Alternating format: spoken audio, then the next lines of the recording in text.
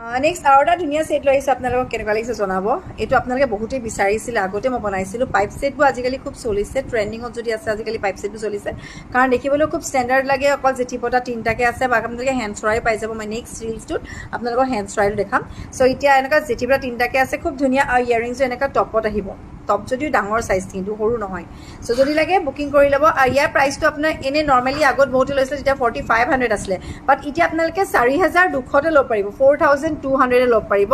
এনেকুৱা আহিব ইয়াৰিংছটো টপত খুব ধুনীয়া আৰু লগতে এনেকুৱা তিনিটাকৈ জেঠি পৰা থাকিব ইয়াৰো মোৰ ওচৰত অকল দুটা পিছে এভেইলেবল হৈছে মই হাতত লৈ দেখাইছোঁ আপোনালোকক অনলি 2 পিচ আছে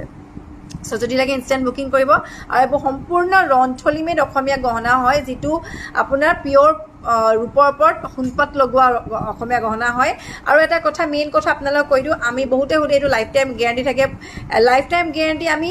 ইয়াৰ মেটেৰিয়েলটোৰ ওপৰত দিওঁ যিহেতু ৰূপৰ ওপৰত বনাইছে কাৰণে আপোনালোকে পাছলৈ এইটো কেনেবাকৈ ভাঙা মেলা হ'লে বনাব পৰা যাব মাত্ৰ আপোনালোকে যদি এইটো পিন্ধি পেলাই দিয়ে বা হাতৰ পৰা পৰি ভাঙি যায় তেতিয়া কিন্তু আপোনালোকে এইটো খৰচ দিব লাগিব এইটো ফ্ৰীত নাহিব কাৰণ ইয়াত সোণ লগোৱা হয় যিটো সোণ আমি সোণাৰীৰ পৰা কিনিহে লগাওঁ আমি